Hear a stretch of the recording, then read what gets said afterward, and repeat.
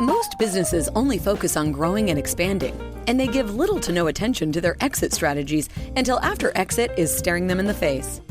Learn here at Boosting Business Value, brought to you by Blue Sky Business Resources. You'll discover how to shape a more durable and saleable business, and how to implement a powerful, well-planned, and rewarding exit.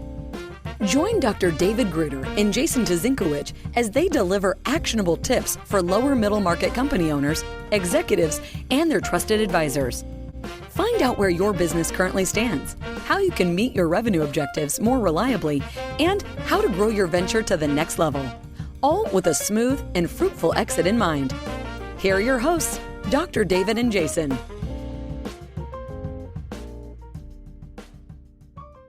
Well, welcome back.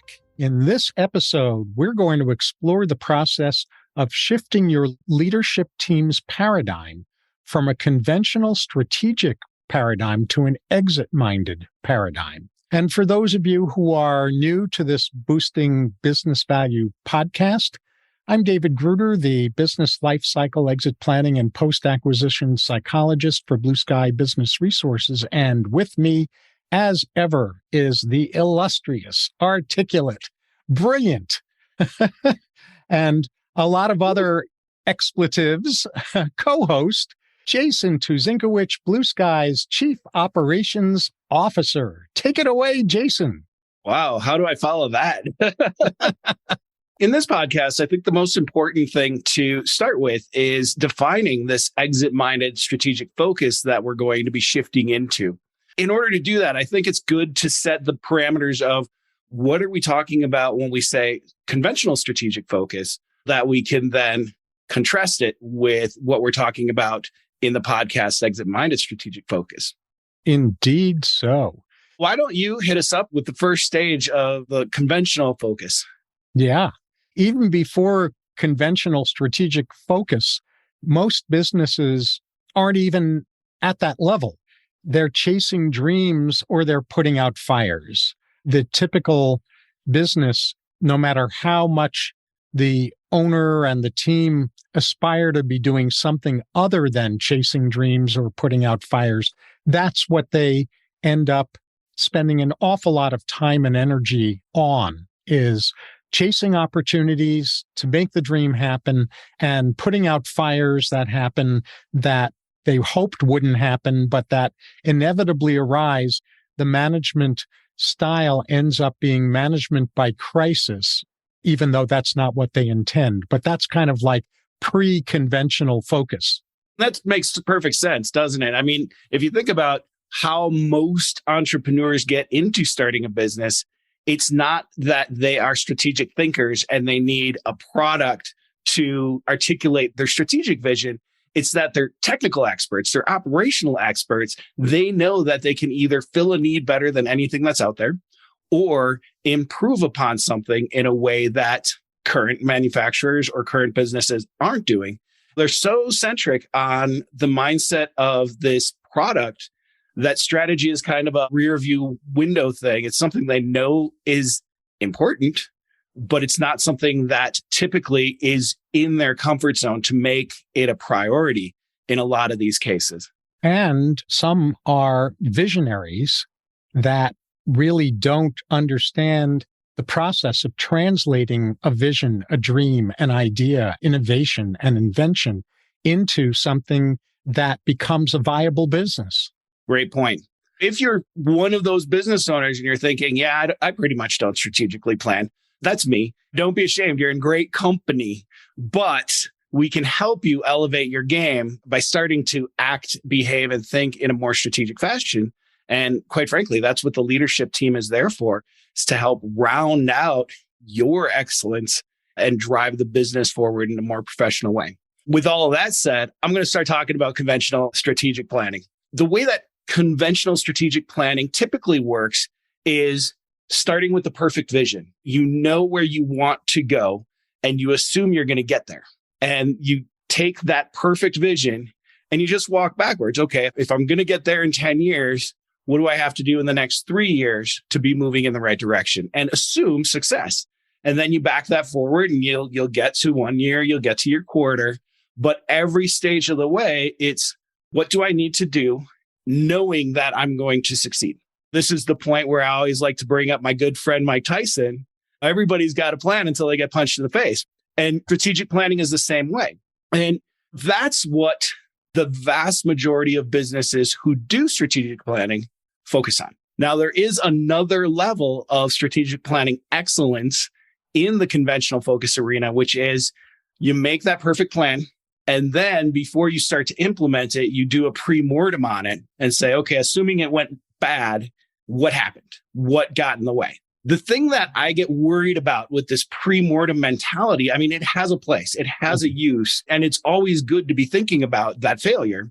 But if you do it after you've already committed to your perfect plan, then you're not going to see all of the barriers, all of the hurdles, and all of the walls because you've emotionally and mentally invested in your perfect plan. What we're going to talk about, the exit-minded strategic focus, and we'll get into this, but we're going to be looking at risk first. And it's just a different way of thinking. And the tools of exit-mindedness will help you get into that risk first thinking to build a perfect variable plan.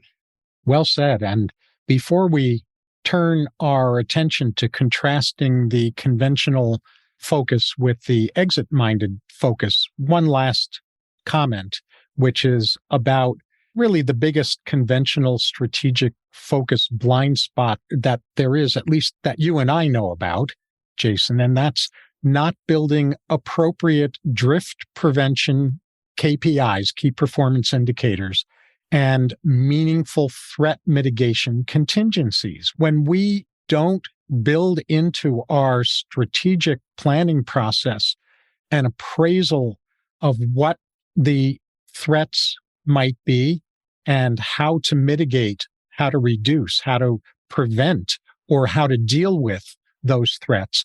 And when we don't build KPIs or OKRs, however you want to put that, when we don't build in observable, measurable indicators of progress that keep us on track and prevent us from drifting from our purpose, we're in trouble.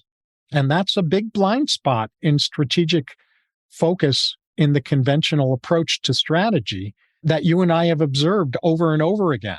I'm so glad you brought that up, Doctor. That is huge. And we see so many times where projects have scope creep, they become more expensive and they get executed in a slower fashion.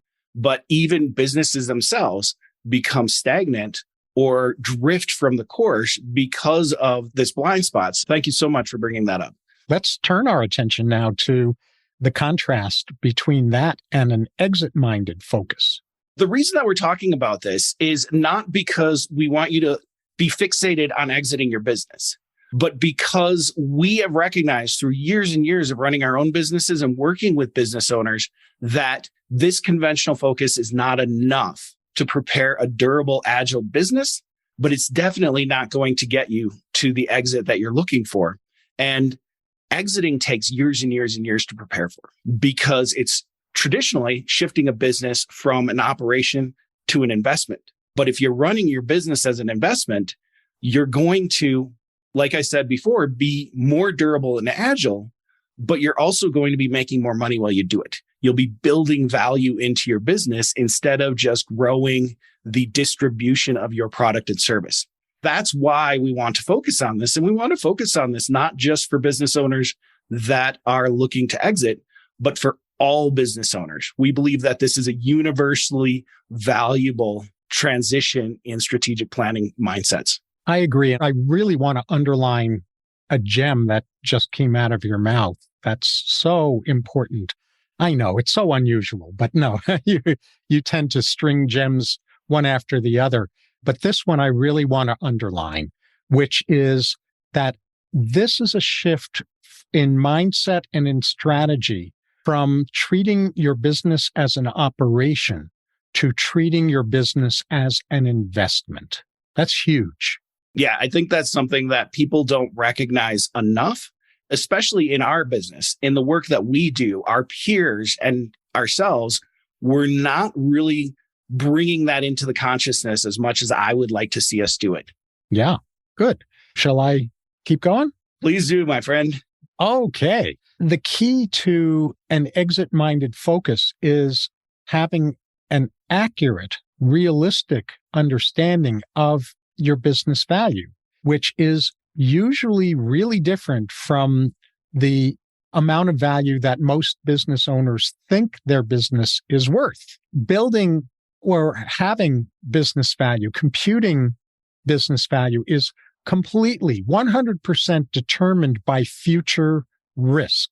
And with an exit-minded focus, you start with a threat analysis, and you use this to determine how to proceed strategically. And the thing that I want to add about that is we're not trying to give you a subliminal message that says that you should live in fear. You absolutely should not live in fear, because if you live in fear rather than abundance, you'll stumble all over yourself and there'll be all kinds of undermining and self-sabotage that occurs. We're talking about having eyes wide open, not being in a state of fear. This brings me back to that idea that knowledge is power, right? Many of the business owners that we've talked to in our decades of doing this don't want to know the business value because they're not ready to sell. And they have an idea, and that's good enough. And for me, the actual value of your business is almost a consequence of doing things right versus the number that you drive for. But this point that you made, Dr. Gruder, about business value being 100% determined by risk is super important, because what we're saying there is that the only way to understand what your business is worth is to understand what can threaten the continued prosperity of the business and what can stand in the way of future growth. If you understand risk in your business, then you can start to identify what you need to work with as you're developing a strategy. What is going to stand in the way of your long-term strategy?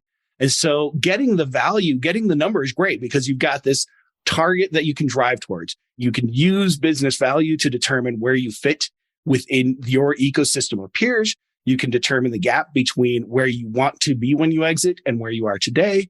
You can make moves to address value-related things, but that's a number. What's really important is understanding those risk elements, because that's where the magic happens, both in strategic planning and in building a great value.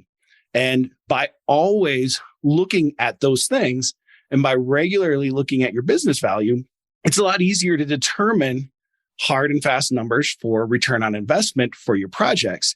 It's a lot easier to prioritize what projects actually matter and what projects are shiny things. This concept of value and risk is great as a filter for how you're going to develop strategy. Beautifully said. With that, again, the mindset we were talking about a moment ago, which is about having the courage to see, not living in fear about risks. It's important for you to ask yourself, where is your business weak? What must you strengthen in order to mitigate those weaknesses? What guardrails does your team need to install in order to effectively mitigate those risks? And how can you and your team change behaviors that in turn change the state of your business instead of only focusing on the business plan itself? How do you actually do behavior change in the business that is mindful of the risks and mitigates the risks, but in ways that actually focus on helping you flourish and helping you improve and boost your business's value? I love that. That's so huge. This thing that you're talking about, this change in behaviors that accompanies the change in the business, this is another piece to this type of strategic planning that frequently gets missed when you're talking about objective-oriented conventional strategic planning, right? All we want there is to see a change in the objective measures of the company, but those objective measures will not be changed in a durable way if the behaviors aren't changing commensurate. This idea of what are my weaknesses, what are my gaps, and what behaviors are involved in those threats, as well as the operational factors, the resources, the skilled professionals, the equipment, All of those things are important too, but taking the people into account. This is a huge part of this exit-minded strategy. And once you've got those things, once you understand where your weaknesses are, once you put up guardrails and you've talked about the changes in operation as well as in behaviors, then you can start to build a new vision that is empowering. It's going to be similar to the vision that you would have built in the conventional plan, but it's going to be so much more robust because it's a big picture vision. It's going to be inspiring of people, and it's going to be built with a why that almost states its own how. And this is how you charge people. And then once you have all of your measurements, all of your understanding of risk and value, and you have this overarching inspiring vision, now you can say, what's the gap between where we are today and where we are going? And now you can start to holistically, with risk in mind, start to build a plan to fill that gap that is durable, that is agile, that is building out risk mitigation while it's building up the future of business. Where do I sign up? Exactly. It's so much fun. I know, right? To tie a bow around this contrast that we're trying to illuminate between exit-minded focus and conventional strategic focus. An exit-minded focus looks at your business as an investment vehicle in contrast to a conventional strategic focus, which looks at your business as a day-to-day operation, how to get through each day. I don't think you can say that enough, Doctor. That is so important. It's a different way of thinking. And when you're thinking in a different way, you're acting in a different way. One thing that I would like to stress one more time in this episode is this is not about exiting your business. It will get you there better, but that's not what it's about. It's about thinking in a different way to build a better business. Exactly. That just also can't be emphasized enough, for sure. Let's shift our attention now that you've got a sense of the contrast between an exit-minded focus and a conventional strategic focus. Let's look at the three big challenges that we want to focus on in this episode, at least, about shifting into an exit-minded focus. And the first of those is recognizing this shift is needed in the first place.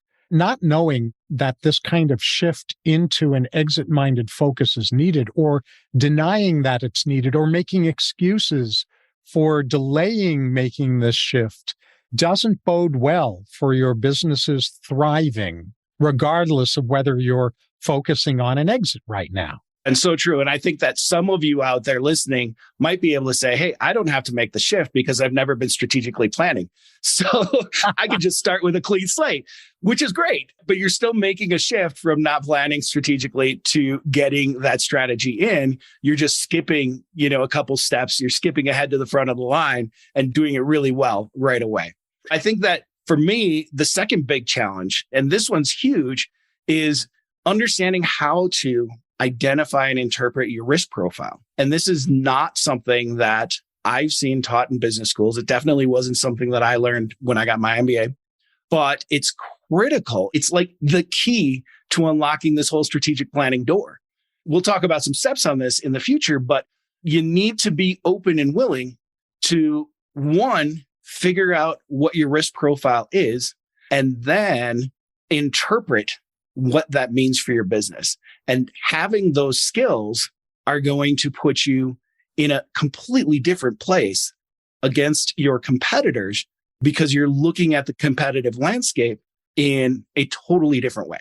Yes, indeed. The first big challenge is recognizing that the shift into an exit focus is needed. The second is understanding how to identify your risk profile. And we should definitely devote an episode, at least one, to that.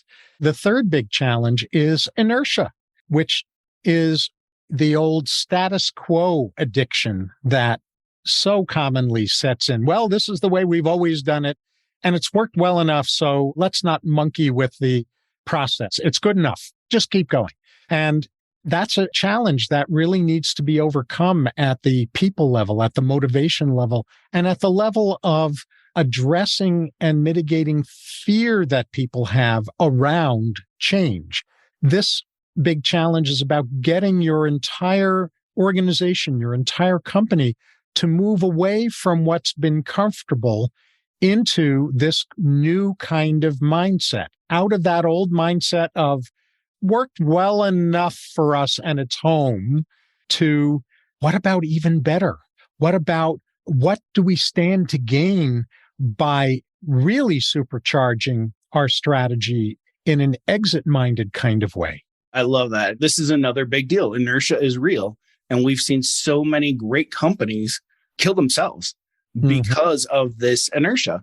And, I think about this mantra that Toyota has, which is the moment you're content, you've started to fail. I just love it. It's so concise, but it's so powerful. And it's true of any business. When you let that inertia set in, when you stop driving forward, you're rolling backwards immediately. Now that we've got these three issues identified, let's start talking about how to overcome them, how to achieve success in this type of, I know it's crazy, right? What a concept. We're going to give some good news. And so starting with the very first one, recognizing that the shift is needed, I think that the way to start understanding and informing your team that the shift is needed is to get informed yourself. We recommend starting this by having a sound M&A firm who does valuations within an active marketplace that they serve to run a valuation on your business. Like Blue Sky Business Resources? We could do that. We're not the only ones. We'd love to see you in our firm. The point is, get that information. And the experts that do these valuations should be the first step to identifying your risk profile. The better the firm is, the more robust their assessment of your risk profile is. Once you do this, the next big step to this understanding, gaining this understanding, is take a deep breath, get over the shock of this is not at all what I expected. My buddies at the country club all said it's a 12 multiple and they're saying it's 3.5 because I'm manufacturing. What do I do? Reality will set in. And this is not the end of the world. This is the beginning of the world. Having your eyes open in some cases hurts the first time, but now you know where you're at and you can start driving towards where you want to be. Once you've dealt with the emotion of having your very first business valuation, maybe you love it, maybe you hate it. It's just a moment in time for you to work from. Once you've done that and you've confronted your own emotions and your own fears within this process, start to share that information with your internal team as well as your advisory team. And if you need to, start talking to some experts. Start talking to people who can help you interpret this and help it become meaningful for your business. This process is also going to help business owners kind of decouple their identity from the identity of the business. And this can help to start a business owner in gaining that understanding that's so critical that they are not their business. You are a key element of the business. You are the parent of the business, but you are not, and you never will be the business. Starting this process is also often very, very powerful in helping you decouple emotionally from the business in a meaningful way. Indeed. Yes, well said. And even though we'll do a deeper dive in a future episode, we'll give you a little bit of primer, an overview primer now on how to identify your business's risk profile. And some of that is going to be revealed through the business valuation process. Important parts of it will be. And in addition, you're going to want to get industry-specific profiling on the industry your business is in. And the best source that we know about for gathering that information is the data from the Risk Management Association, the data that the Risk Management Association maintains about that. Get industry-specific profiling in your industry. Then also don't overlook the wisdom inside your business. Ask the right people in your own business, your frontline and middle management folks. They're the ones who know where the problems are because they're dealing with them breath in and breath out, day in and day out. at the boots on the ground level in ways that you probably aren't if you're a business owner or a business executive.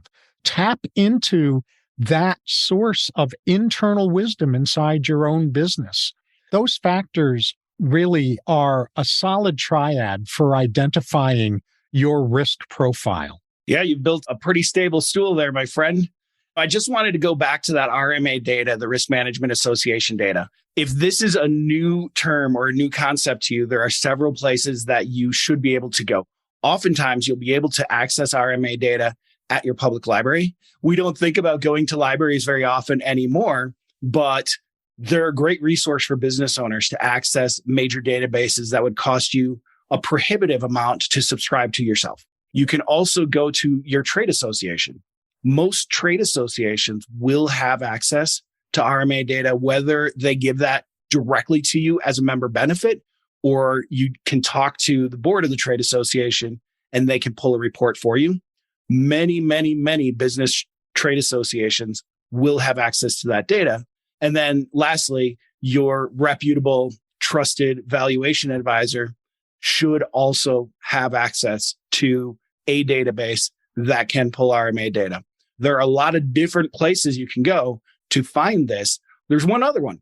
Bankers use RMA data all the time. This is the data set that bankers use to determine risk and establish their principal investment portfolio as well as their interest rates. You can also ask your banker.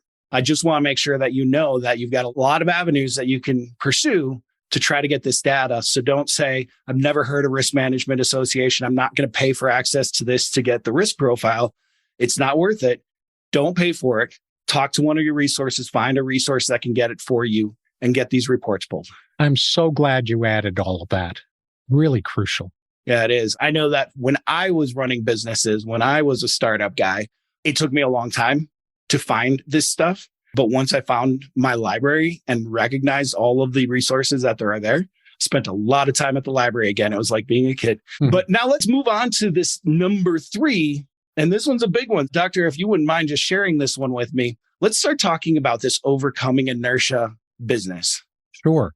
The first key dimension in overcoming inertia is dealing with mindset blocks. And I already earlier in this episode touched on one, which is the status quo addicts, the people who are afraid of change because they like being in a habit that's well established, but they don't have to think about too much. Now, doctor, you run a 12-step program for these people, right?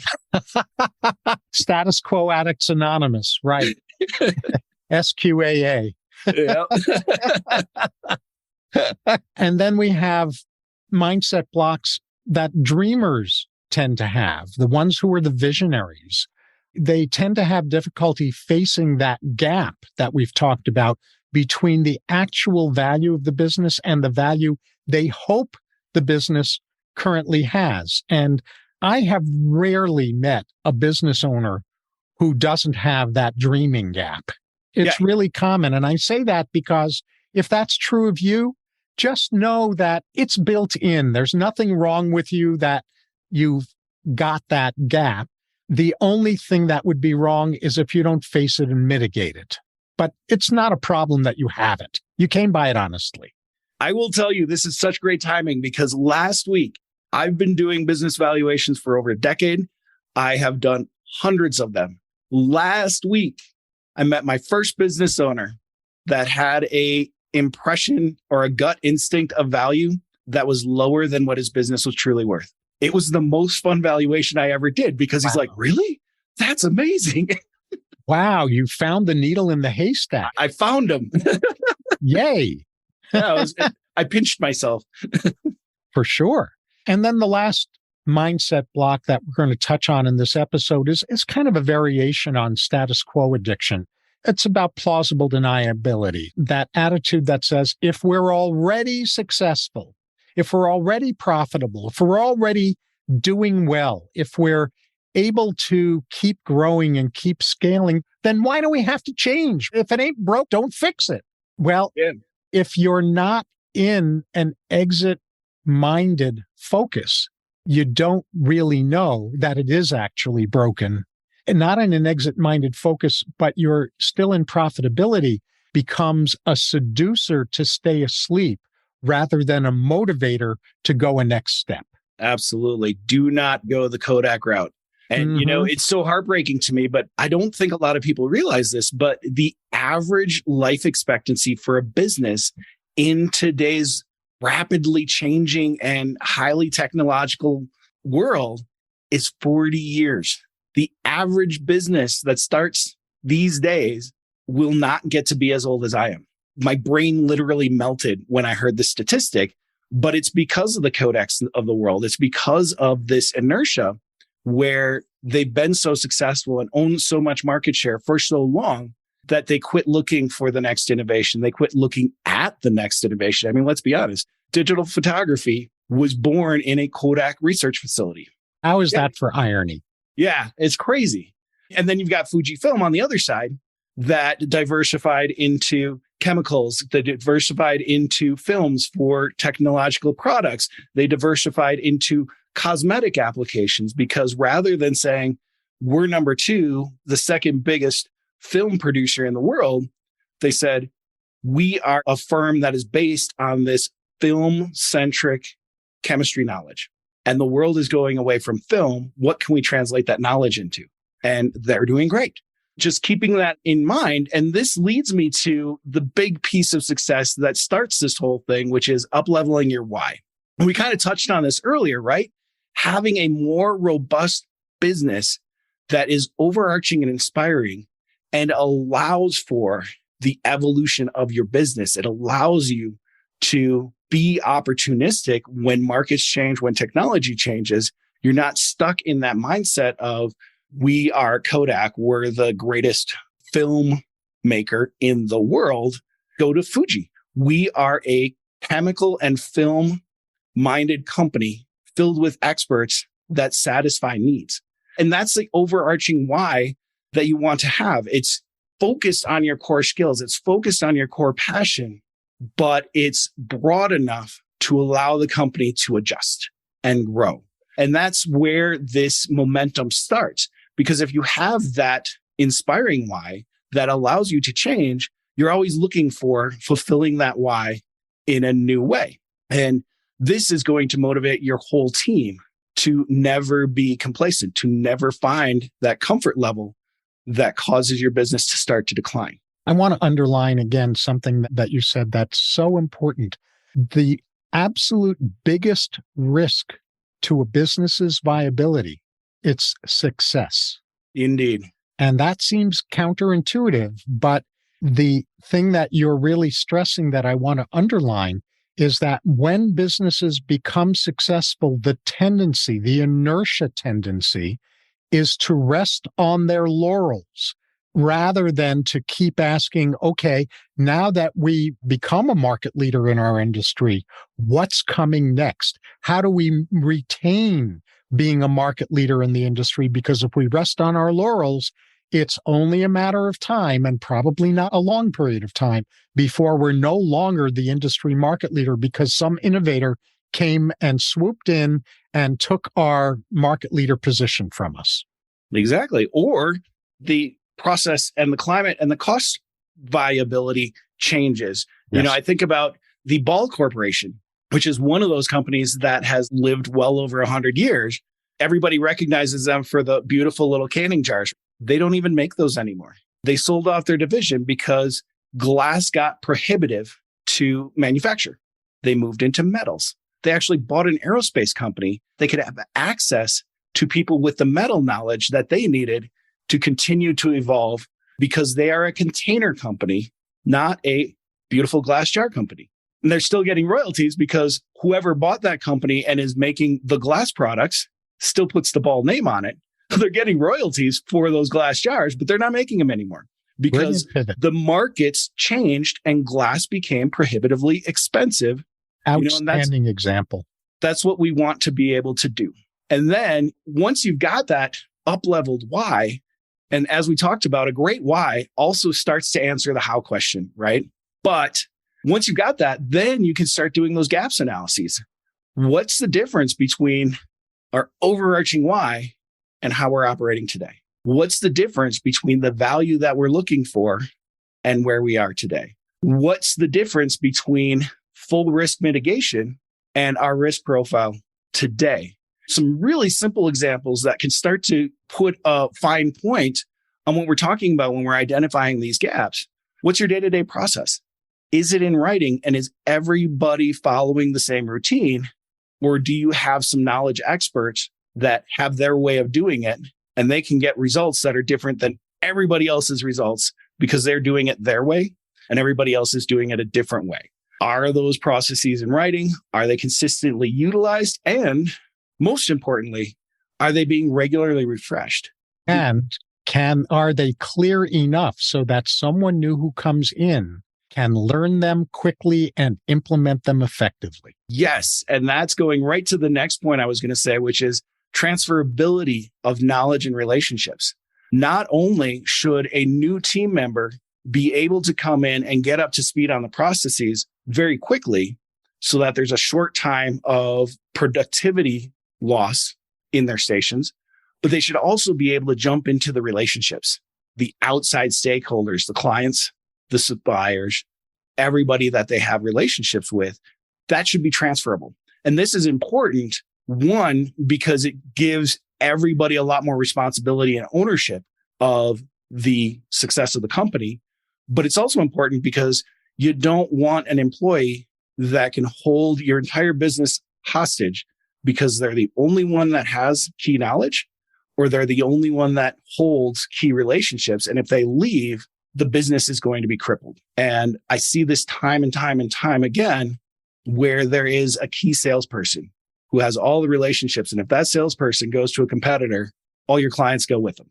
Or you've got that expert, the technical expert in the company that is the only one that knows how to truly do quality assurance, or the only one that knows how to design for specific technical requirements for their clients. Cannot have that. That's a massive gap that needs to be closed as quickly as possible. Also, it's never too soon for the owner to start emotionally separating themselves from the identity of the business, and also even start to think about, as they're pulling away from day-to-day operations and becoming the visionary leader instead of the operational leader, they can also start envisioning, what am I going to do next? Because at some point, I'm going to exit this business. Hope you exit the building a couple times a week, but you'll be exiting the business. And what does life look like in my next chapter? This is an important consideration, and it's something to start dreaming about today, because just like starting the business didn't happen overnight, transitioning into your next stage of life will not happen overnight either. There are a lot of different elements to closing these gaps all throughout your business once you understand your risk profile. And to underline that, we've covered this in a prior episode, at least one. If you don't have a really compelling next chapter as a business owner after you exit the business, you will inadvertently undermine the exit process. You will undermine the business's ability to be sold effectively, or for whatever your exit plan happens to be. Yeah. And even when you do exit, you'll have remorse because you won't have been able to let go yet. Yes, that's seller's remorse in contrast to buyer's remorse. Yep. And to tie a bow around the roadmap for an exit-oriented plan is proper implementation, of course. And we don't have to belabor this point, but we did want to at least touch on it briefly, which is that it's not enough to have your implementation teams focused on getting stuff done from an exit readiness development mindset.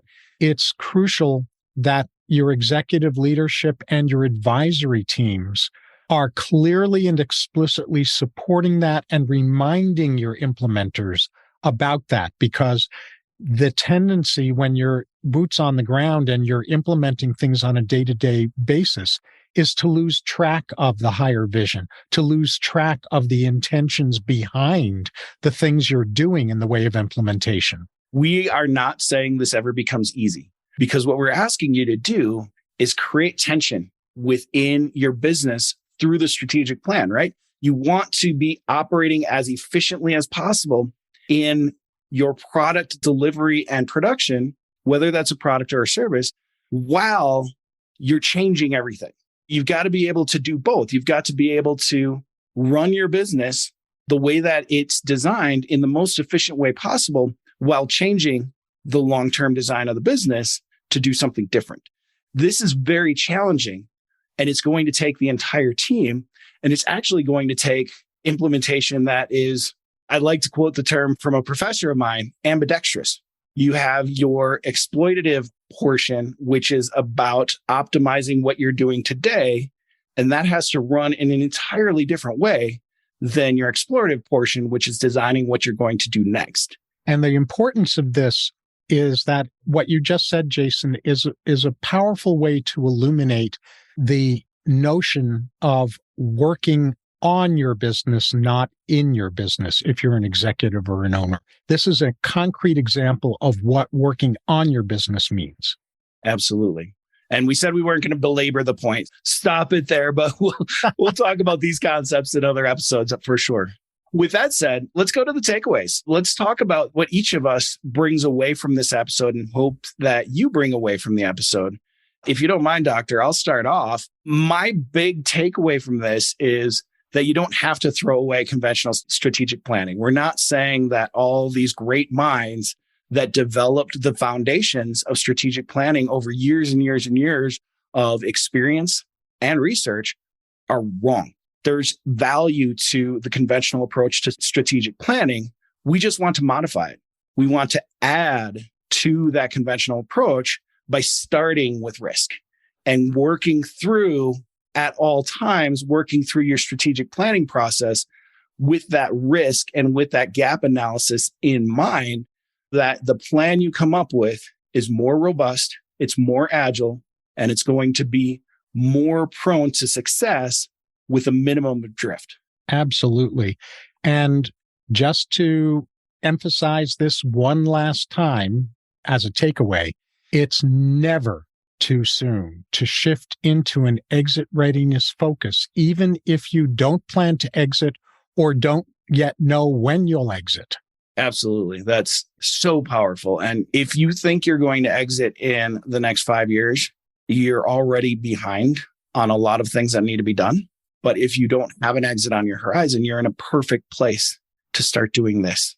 It will help you maximize your benefit as the owner of the business every day you own it. And it will put you in that top quartile or top decile of the market when you're looking to exit. With all of that said, on behalf of Dr. Gruder and myself, I'd like to thank you so much for joining us in this episode. I hope you had as much fun as we did.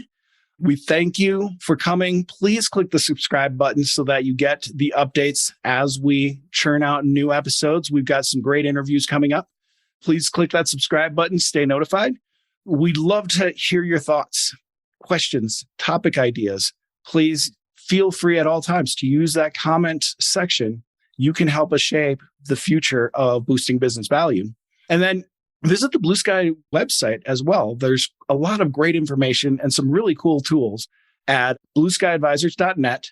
And if you go blueskyadvisors.net/podcast, that'll take you to all the episodes. We've got full transcripts, we've got video, we've got audio. Or you can go blueskyadvisors.net and click the free assessments.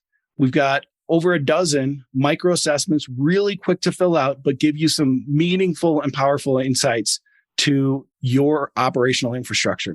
With that said, thank you so much and have a great day. That's all for this episode of Boosting Business Value. May your new learning result in the smoothest and most profitable exit strategy for your business.